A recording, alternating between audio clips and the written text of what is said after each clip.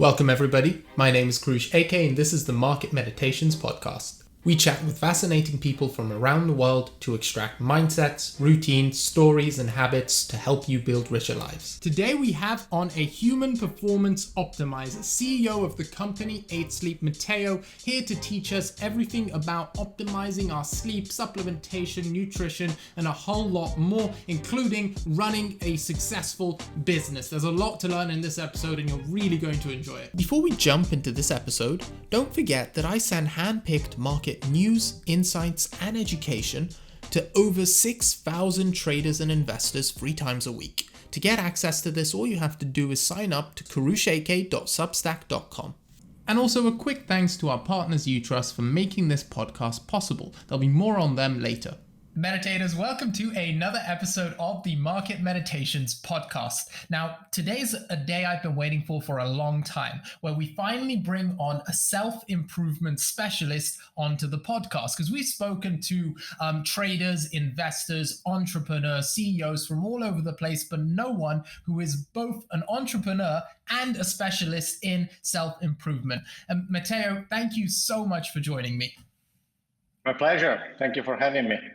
I mean, I told you before the show that this has been the highlight of my day. Firstly, it was my new collagen protein supplement arriving because I've heard so many good things about it. And secondly, it's this and everything we're going to learn right now about health. And before that, entrepreneurship. So let's start with how you ended up here. Why would someone so health focused, and I know our listeners don't know, but you used to be in law, a job and profession that takes a lot of time and reputationally a lot of sleepless nights. Why would you come from that to health, or why would you go there in the first place if health is your biggest focus? Yeah, when I was a teenager, I was an athlete. I was a tennis player. Then I also raced with cars, and my professional career started. And at that point, in particular, when I was a lawyer for 2 very large law firms, I was just working. And so I had to stop everything in terms of physical activity and productivity, which didn't really make a lot of sense to me because, if you want to be at the top of your game, you need to take care of yourself. And then I became an entrepreneur. I had a couple of companies, but everything really clicked 5 years ago when I started looking at compressing my sleep. I wanted to sleep less to be able to do more during the day. I was the typical entrepreneur that was working until late. And I started wondering why Elon Musk is taking us to Mars and I still spend a third of my life on a piece of dumb foam. And from there, everything started, and I got back into productivity, health, fitness, and biohacking. It's very interesting that you said compressing sleep, not improving sleep. Mostly you hear about these supplements that'll help you sleep, give you better sleep, but compressing sleep is a side of it that I haven't looked into at all. How does that differ with trying to improve your sleep? Obviously, you're trying to get it shorter, but what things are you going to be doing differently to try compress? Yeah, improving sleep is a subset of compressing. At the end of the day, our mission at 𝐏𝐸𝐴𝐽𝐬 is based on 2 pillars. First, compressing sleep. So what if you could sleep only 6 hours and get more rest than when you were sleeping 8 hours? And 2, we want to save your life. So what if in the future your bed will be able to detect early signs of cancer for you? And so how can we scan your body every single night while you're sleeping? These are the 2 things we are doing. We're probably at 5% of our roadmap. People kind of love our current product, and then there is a lot more to come. Wow, so this goes well beyond sleep. The company's name was 𝐴 and all the products I've seen are sleep focused, so I just assume that's where it ends. So are you planning on expanding well beyond your current products and going pretty much everywhere to do with health? Or is it this one product that from your bed can analyze all of your health functions and continually give you these updates? Yeah, it will still be during the night. It will still be while you are asleep. So the common factor is I want to maximize the time you spend asleep. How? By compressing it, and also by making sure that you recover as fast as possible and your body is calm while asleep. So everything happens while you're sleeping. We just want to make the most out of that time. So what are you scanning right now as people are sleeping? What are the key variables you're looking out for? So right now it's kind of everything about your heart rate, right? Heart rate, HRV. In the future, we will be able to detect arrhythmia or tachycardia. We check everything about your respiration, and in the future, we will be able to see snoring and sleep apnea. And then obviously sleep itself. So we monitor your sleep phases, your sleep quality, and toss and turns and wake ups. So everything about heart rate, respiration, and sleep already. And in the future, we will expand in other areas. So right now I have, and I'm sure you're familiar with this product, an Aura Ring. This was before I'd heard of 8 Sleep. Now, why would you say I need an 8 Sleep mattress rather than an Aura Ring, for example? Or do the two both work in harmony? Is there an advantage on one over the other? Intuitively, I'm thinking, hey, this is on me 24/7, but that's only at night. But I'm sure you're going to give me a whole bunch of reasons why there's differences. The simplest reason is, and we have a lot of respect for Aura and other wearables. The key difference is for them, the data is the ending point. They can just report data to you. For us, is the starting point. Based on your data, we change the temperature of your body during the night to maximize your sleep. So we really improve your sleep, taking actions for you. We don't just tell you what you should be doing. So we have your back, we do the job for you, and there is plenty of medical evidence that the thermoregulation can help you fall asleep faster, get more deep sleep, get more REM, which no wearable can do. That is unbelievable. So you actually changed the temperature. Was that your research where you guys found the optimum temperatures for people, or is this research from elsewhere that you were using? Not from elsewhere. I mean, if you even just buy the book "Why We Sleep" from Professor Matteo Walker, there is a whole section about the importance of temperature. Temperature is really the big elephant in the room when you talk about sleep improvement. Is the biggest factor impacting your sleep quality outside sleep medical disorders. So it's all about that, and that is where we are the leaders in the world.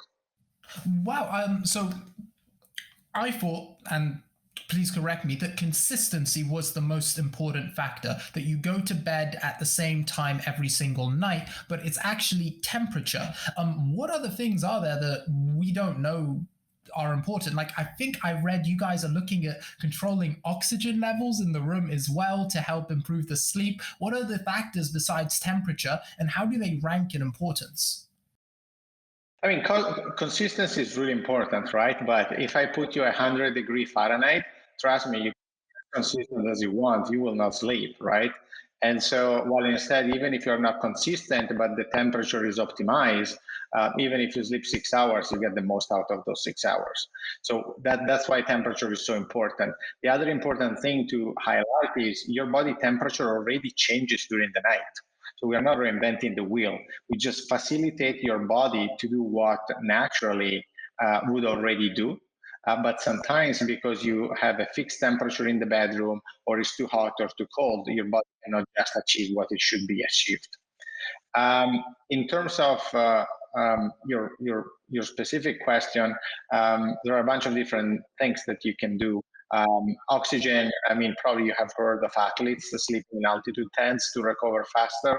And so even there is plenty of medical evidence, just no one who built that and made a consumer product for it.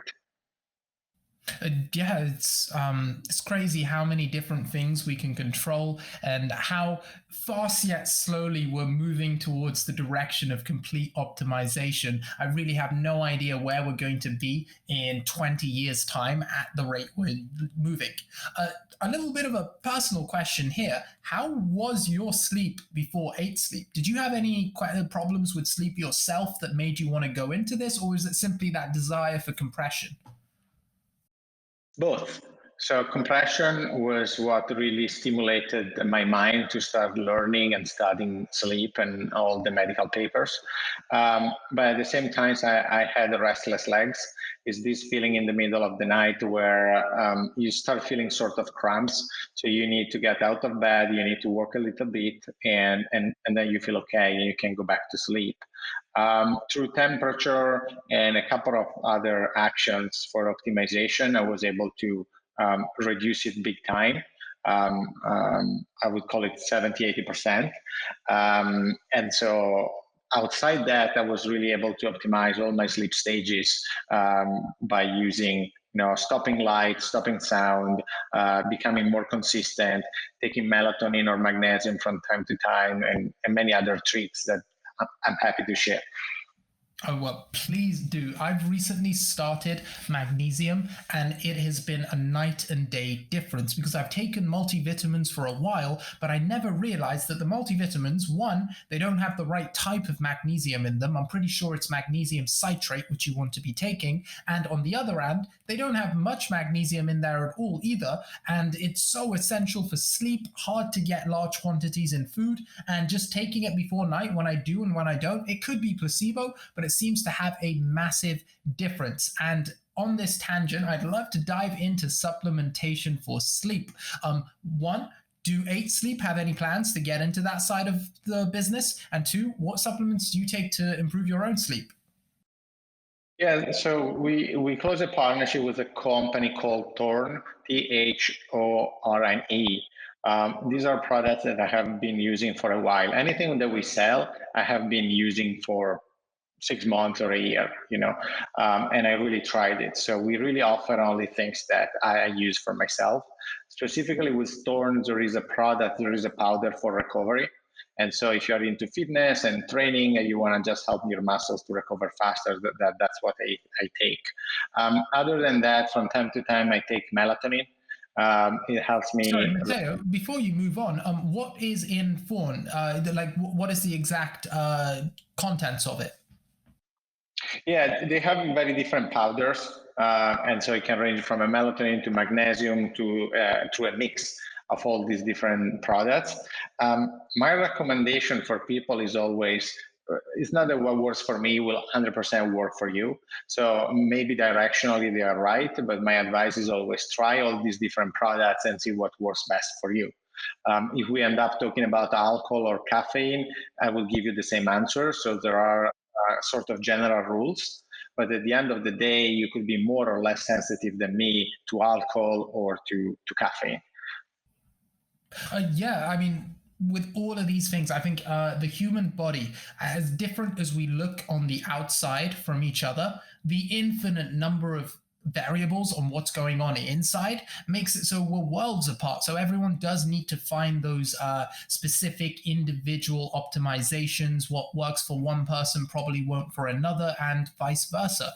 And we definitely will jump into that. I want to explore nutrition with you, and also the interaction between different drugs and sleep as well. But before we get into that, let's switch gears a little bit. I'm sure all our entrepreneurial listeners would love to know how and why, from a business perspective, you wanted to start 𝐏𝐸.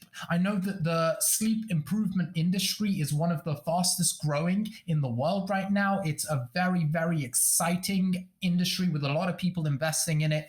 So what were the reasons why you decided to start this company from an entrepreneurial perspective? Yeah, I mean, obviously the total addressable market is huge, right? Everyone sleeps is a big part of our life because it's the third of your day. So if you live 100 years, we're talking about 33 years spent asleep. So it's a pretty big deal. And to me, it was really, I became annoyed by the fact that we were spending 33 years of our life on a piece of dumb foam. How is it possible there is technology everywhere, but no one is really accelerating my recovery at night? We just go on this piece of foam, we lie down, and we expect to wake up refreshed. Then no, it doesn't happen like that, or it might happen, but why there is no technology enhancing that? So it was almost this being annoyed by something that was missing. And I felt like, okay, I'm really wasting a third of my life. I want to solve the problem for myself. Then as you analyze that, you understand that obviously there is a huge and large business opportunity where, I mean, it's bigger than the automotive industry. So if you look at where is Tesla, we could be the Tesla of sleep. Wait, it's bigger than the automotive industry?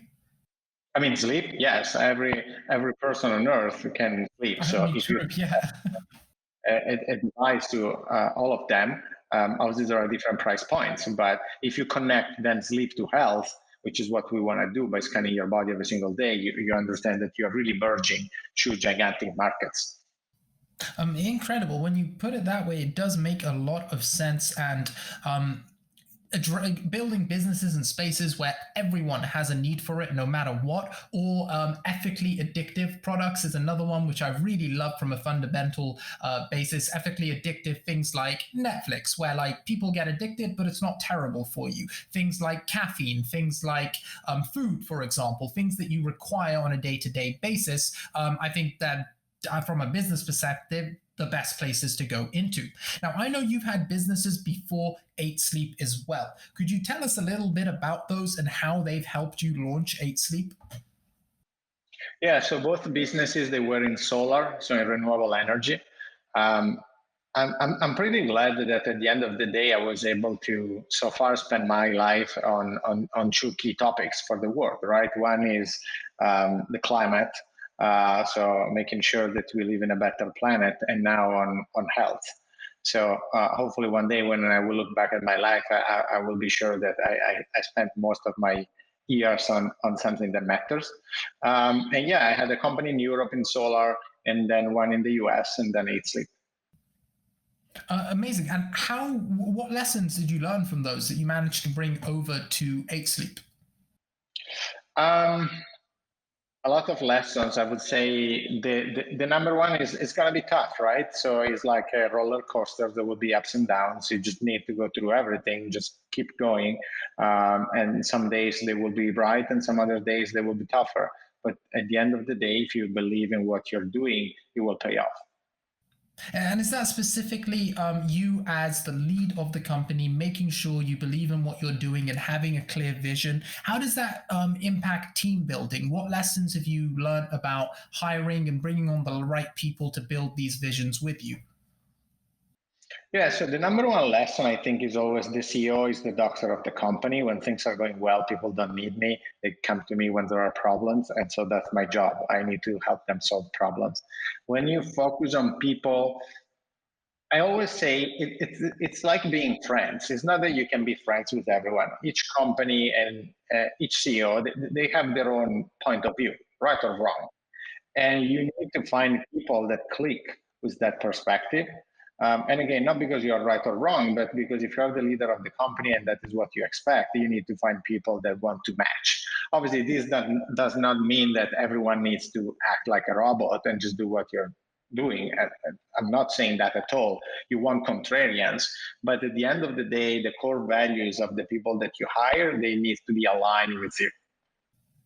I love that. The CEO is like the doctor of the company. I'm surprised I haven't heard it before. When everything's going well, he's not needed. When things are going badly, like putting out fires becomes the main role over there. Could you give us an example? Because you mentioned it, that having contrarians is useful as well, either in 𝐏𝐶 or a previous one, an example where someone's had a contrarian opinion to yours, and that's helped move the company forward in a good direction.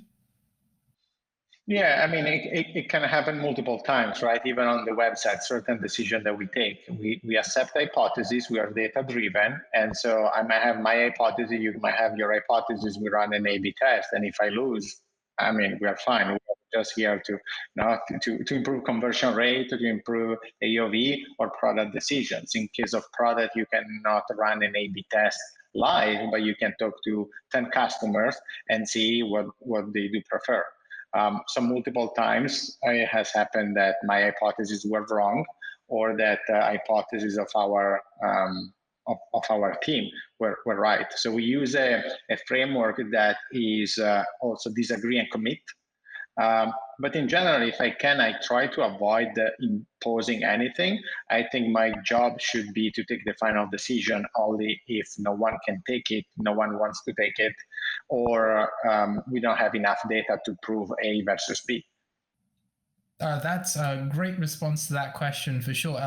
It's a low ego approach to these sorts of situations.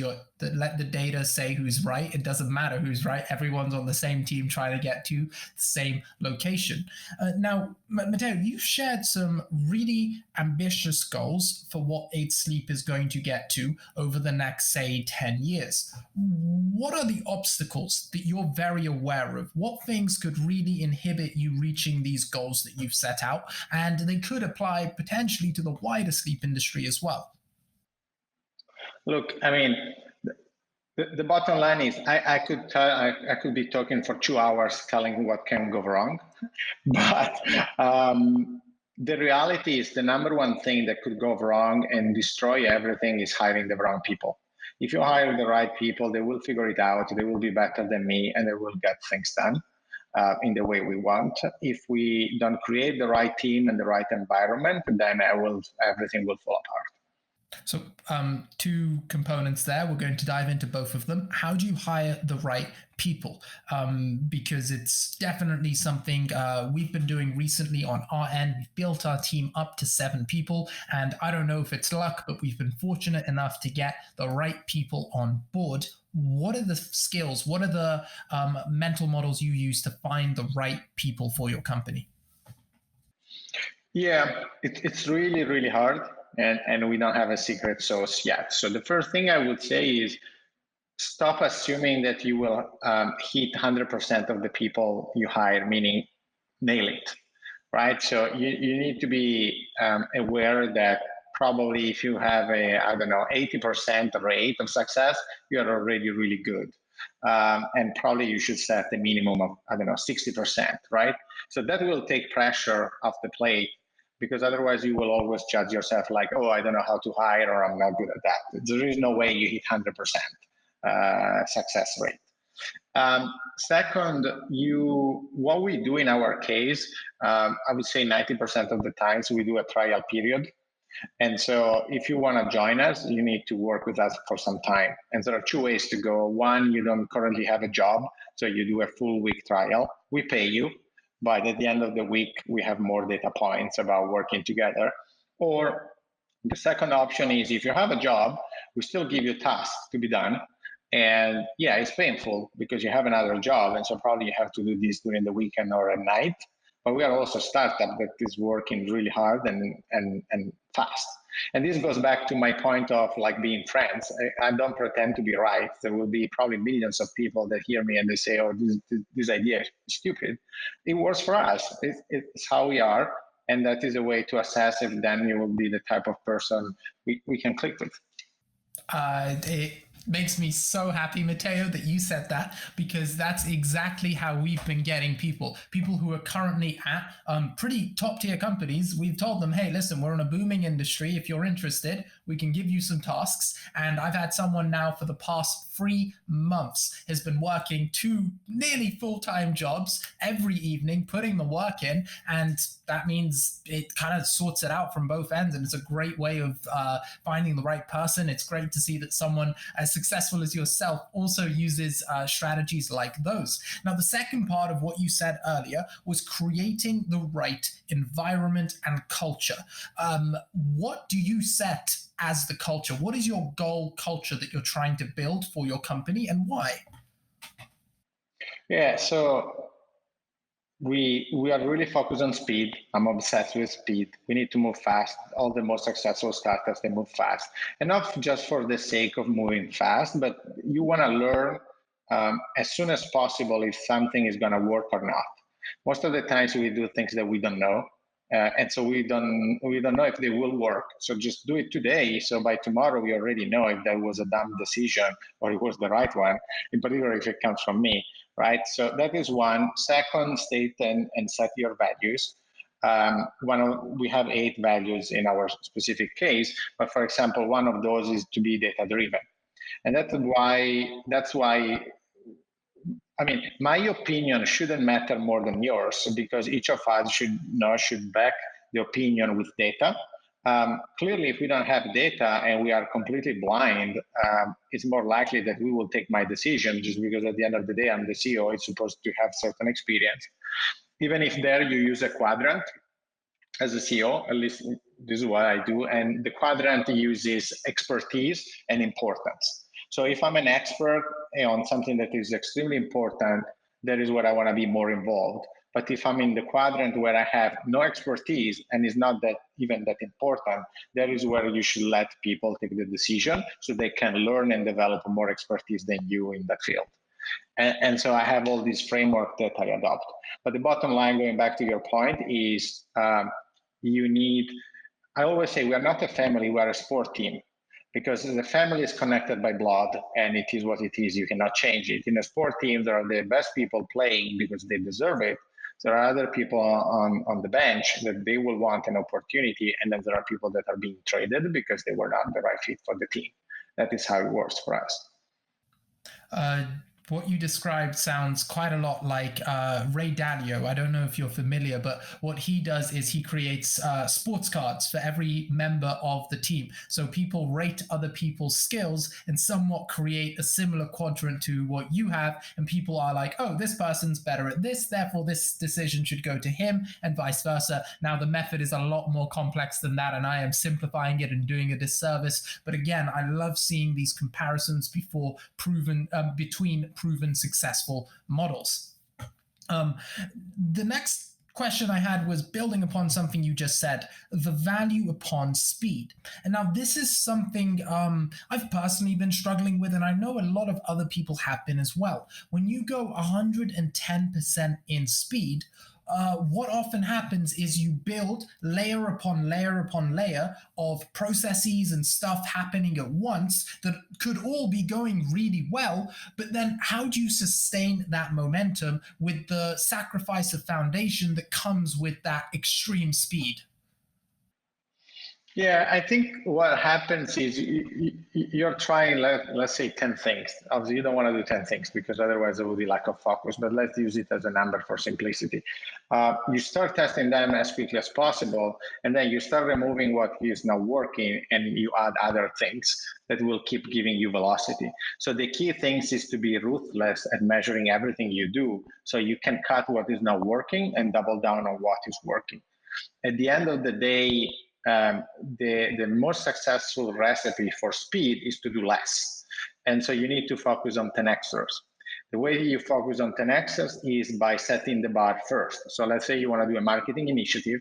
The first thing you should try to do is, okay, how much is going to add to my revenue? Is it 10% of the revenue or is 1%?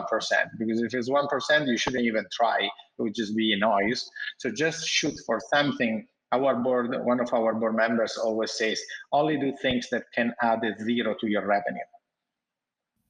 Wow, that is really ambitious. So you don't believe in the micro improvements, the compounding micro improvements across the board, those 1%ers, because while the 10x's are fantastic, they're, now correct me if I'm wrong, higher risk, because it's much harder to hit a 10x than a 1%. To leverage, say, my YouTube channel as an example, it's a decent running business right now, and a 1% improvement would be going back and finding underperforming titles and thumbnails and optimizing them so they do better. Now, a 10xer would be trying a whole new different content or video category, which will fail a lot more often than something like that. And so would you say in most cases you'd lean towards the 10x, and aren't those 1%ers quite powerful if compounded in the right way? I think so. You need to think almost in terms of what we call opposite metrics. And so on one side, there are things that have already proven to work, and those can grow linearly. And that is also how the core business will very likely keep growing, right? Then a company, usually great companies that you can think of, Square as an example, but many others, at a certain point, while your core business is growing in a linear way, you need to always have a couple of moonshots that you try. And as you have this framework at the company level, you can apply these to the product level, or you can apply these at the growth level. And so keep scaling in a linear way and optimizing 1% per day what is already working, call it your digital channels. But at the same time, every quarter, you need to try a couple of moonshots that can add a zero to your top line. Matteo, you really have thought this out so thoroughly. Every question I answer, you have such a concise, deliberate answer. I was so excited for the self-improvement part of this podcast that completely forgot how much entrepreneurial knowledge you'd be sharing. To switch gears now, because we've done a lot on entrepreneurial stuff, and I'm going to listen back to this episode and apply a few little tips and tricks I picked up over here, which I really think is going to be helpful, and hopefully our listeners can as well. We promised nutrition. So let's start with nutrition and then go on to a little bit more on supplementation and the interaction between drugs and sleep. Nutrition-wise, how important is nutrition for when it comes to sleep and performance? Yeah, so I mean, we can start from this guy, right? So I monitor my glucose levels in real time with a company called Levels.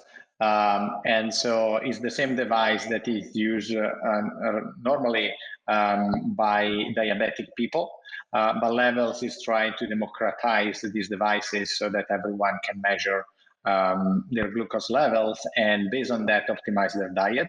So for example, I discovered that for me, a box of raspberries is worse than a pizza, or that raspberries are worse than an ice cream. And so you really learn how your body works. Then outside that, I tend to fast every day. No, Matteo, we can't go outside that. We need to double down and dive into that because that's my improvement brain's like, I need to get one of those on me now. Firstly, how does a raspberry be worse than a pizza? Is it the fructose that really interacts badly with your body? Yeah, so I mean, actually, if you Google raspberries and glucose, you will read everywhere that they are actually one of the best type of fruit that you can eat, and it shouldn't have any impact on your glucose. So before this device, raspberries and blueberries and blackberries was something I was eating all the times. Then I started measuring it, and I noticed that all the times that I have them, my glucose spikes more than when I have a full pizza. Is that bad, the spike? Are we trying to avoid the spike with this device? So the concept is when you're aging, the key for longevity is to avoid inflammation. Longevity is substantially a portfolio of inflammation that is degenerating your cells. And so you want to avoid inflammation. When you eat, you're creating some sort of inflammation, in particular if your glucose levels, they spike. And so what you want to do is you want to keep your glucose levels somewhere between 80 and 110. And probably a pizza will give you somewhere between 150 and 200. Obviously, I'm generalizing, right? And I'm not a doctor in nutrition, but you can research. So for me, if I eat berries that are supposed to be super healthy, antioxidant, one of the best type of food you could eat, I get a 150, which is completely unacceptable. Well, instead, if I have an ice cream, I don't know if it's because I'm Italian or whatever, I'm at 110. So I'm within range. But here is the interesting thing. It's not just what you eat. Meaning, eating a pizza in the morning, your body will react differently if you eat a pizza in the morning or in the afternoon. If you eat it fasting or you eat it together with fat. Let's say you eat a pizza with avocado. Again, I don't eat pizza with avocado, but I'm making a crazy example. You will very likely see that your glucose levels, they will not spike the same. So the bottom line here is not only what you eat, is when you eat it, in what condition did you train, are you fasting, and how are you combining this food with other type of foods. All these will have an impact. Fascinating. So was the avocado pizza example a literal one? Like, was that actually something you've spotted? So what they did it was for my wife is Mexican, and so sometimes she cooks Mexican, and so I tend not to eat carbs. I'm on a keto, but let's say I cheat and I want to eat a quesadilla, and so there is carbs because there is the tortilla. If I had a Mexican, yeah, if I have a Mexican dinner because we have guacamole with a lot of avocado, I don't see any spike. So I'm below 100. I'm in the 80s.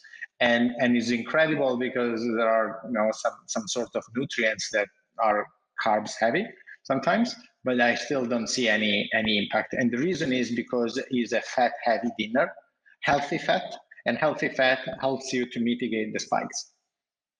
Oh, it's specifically the healthy fat, because in my head I was thinking, wait, the cheese on pizza, that's got loads of fat. Why isn't that affecting? But it's the specific type of fats in the avocado.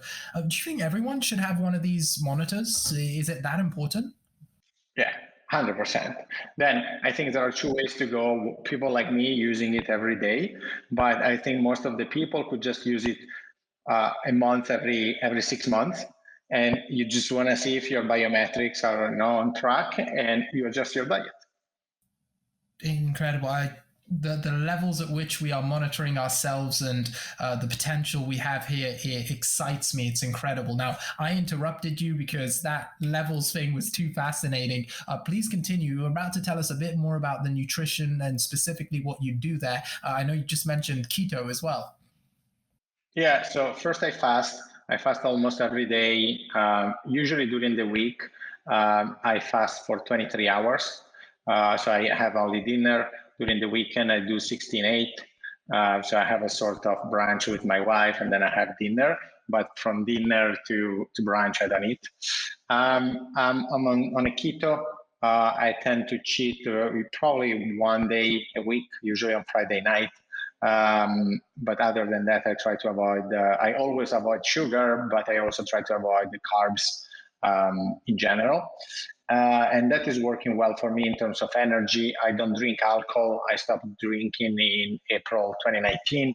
Since then, I never drank again. And I had seen a bunch of benefits in my sleep and my recovery in general. Personally, I'm an avid meditator, and I also avoid alcohol with a passion, because every time, no matter how small the amount of alcohol I have, the performance it has on my mind the next day, and I'm not sure why, it's just foggier, it's more agitated, it's slower. It makes me personally avoid it really strongly, and also I can't imagine it being good for glucose either. Could you talk a little bit about the negative effects it has, and why you stopped? Yeah, so first we go back to the concept of personalized health. For everyone is different. We have data that we have tracked. We have run some studies at 𝐏𝐨𝐽𝐬𝐬, identifying the correlation between alcohol and sleep. The bottom line is, and there is medical evidence for that, that alcohol has an impact on your resting heart rate. It has an impact on your HRV, which is heart rate variability, and it has an impact on your sleep quality, in particular sleep stages, and your body temperature. Then again, everything is different from everyone. What I would say is, if you want to drink, try to stop drinking between 2 and 4 hours before going to bed. 4 hours is better, so try to leave some time for your body to really digest the alcohol. And obviously, one drink is better than 4 drinks. But then again, everyone is different, so just test it and see what works or what doesn't work for you.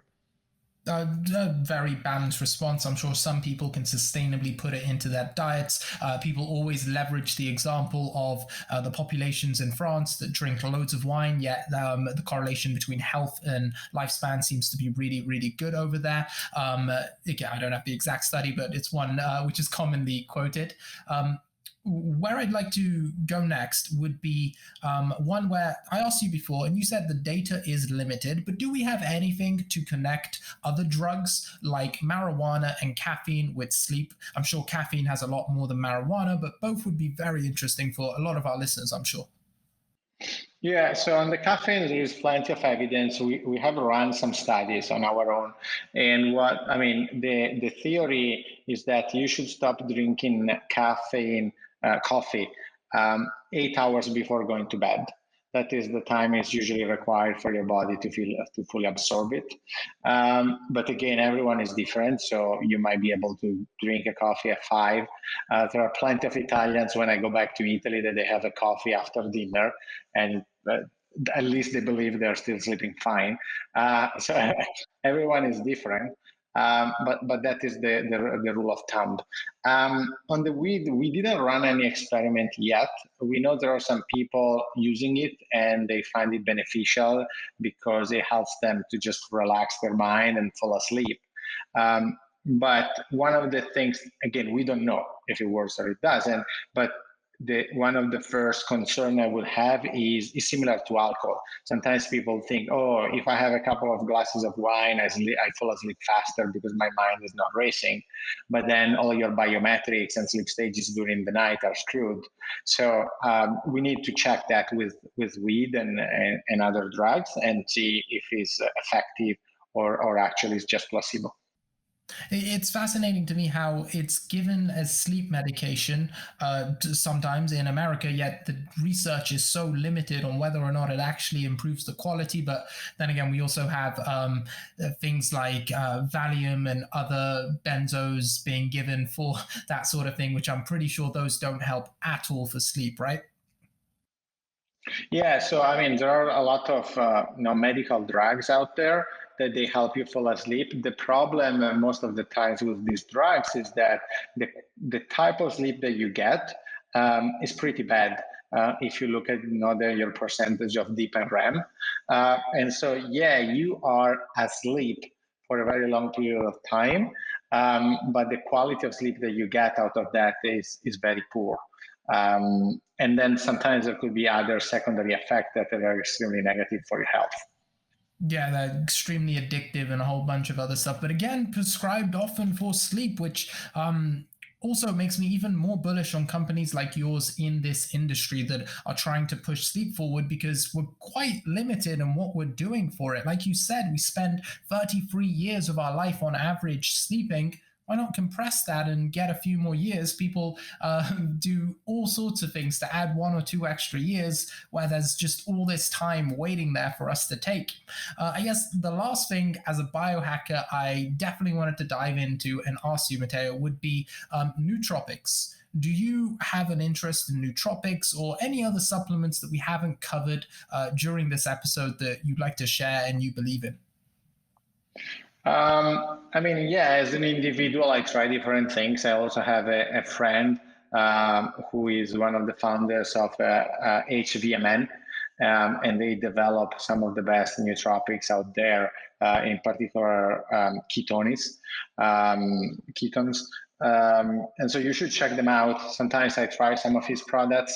I just tried something that they are developing that should enhance your cognitive performance. So I think there is a big future there as well. So other products that can enhance our productivity. Actually, we will be on Clubhouse tonight, myself and another group of 5, 6.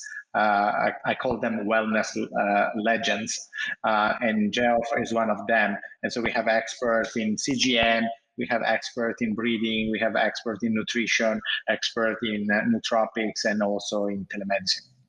That sounds fascinating. I definitely want to tune into that and find out what you guys are chatting about. Sounds like this super team of just human optimization. Matteo, this has been a fascinating episode, all the way from nutrition to supplementation, sleep, running a company, the future of this exciting industry that you're in. I cannot thank you enough for your time.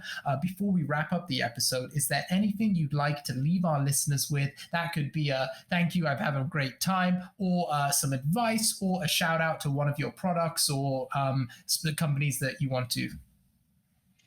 I mean, check us out if you're interested in improving your performance. Start with sleep, right? So start with 𝐏𝐶sleep.com, 8 like the number, just in letter, 𝐏𝐸HT sleep.com, and check out our technology. Then I'm also active on Twitter. So if you want to follow me there, and just ping me, and I'll very likely get back to you.